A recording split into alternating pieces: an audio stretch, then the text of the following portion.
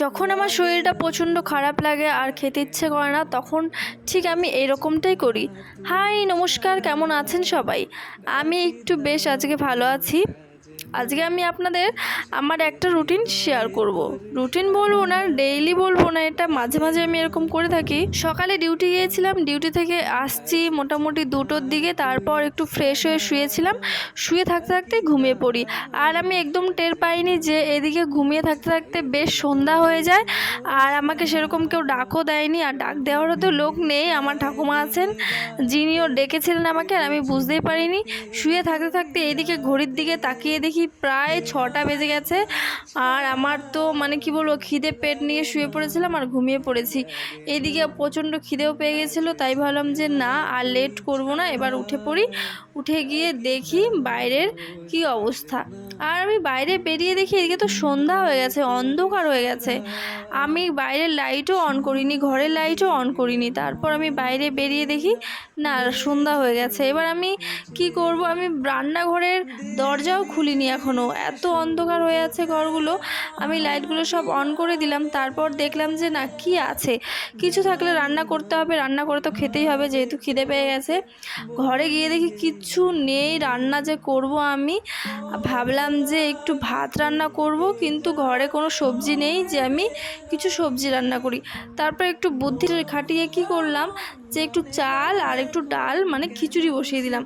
ঘরে একটু আলু ছিল আর একটা টমেটো ছিল, তো ভাবলাম যে খিচুড়িটার মধ্যে একটু আলু দিয়ে দিই আর একটু টমেটো দিয়ে দিই, মানে খিচুড়ি বানাই, তাহলে সেটাই খেতে পারবো। তারপর আমি এইদিকে টমেটো, আলু আর পেঁয়াজ লঙ্কা কেটে নিচ্ছি। আমি যেভাবে খিচুড়ি বানাই আমি সেইভাবেই আপনাদের সাথে আজকে শেয়ার করব। এইদিকে টমেটো আলু কাটা হয়ে যাওয়ার পর আমি একদম ডিরেক্ট বসিয়ে দিব।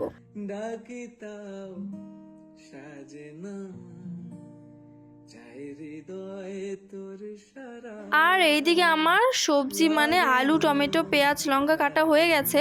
আর আমি গ্যাস ধরিয়ে বসিয়ে দিলাম। আর আমি এখানে শুকনো লঙ্কা আর লঙ্কা, পেঁয়াজ, একটু সম্বার দিয়ে আমি ডাল, চালটা ধুয়ে দিয়ে দিলাম। আমি একটু নর্মাল সিম্পলভাবেই করছি, যেহেতু আমি আর ঠাকুমা খাবো, আর কেউ খাবে না, তাই আমি সিম্পলভাবেই বানাচ্ছি।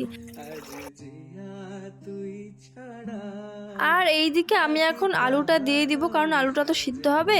আর টমেটোটা দিয়ে দিলাম। একটু ঘাটাঘাটি করার পর আমি নুন দিয়ে দিচ্ছি স্বাদ মতো। আর আমি শেষে গিয়ে কি করি জানো তো, রান্না যখন হয়ে যায় তখন আমি একটু নুনটা চেক করে নিই, কারণ আমি সেরকমভাবে রান্না এতটা পারি না, তাই নুনটা আমি শেষে গিয়ে চেক করে নিই। আর এইদিকে কথা বলতে বলতে তো রান্না প্রায় শেষের দিকেই।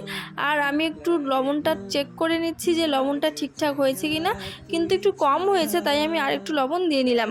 আর এদিকে বলতে বলতে আমার খিচুড়ি হয়ে গেছে, তাই আমার এত খিদে পেয়েছে যে কি বলবো, তাই আমি একটু বেশি করেই খিচুড়ি নিয়ে নিচ্ছি।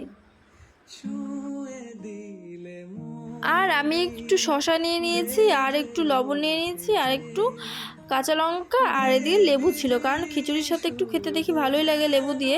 আর একটু পাঁপড় ভাজা করেছিলাম আগেই। আর আমার প্রচুর খিদে পেয়ে গেছিলো, খিদে আমার পেট রীতিমতো কামড়াচ্ছিল, আমি তাই ফটাফট করে খেতে বসে পড়েছি।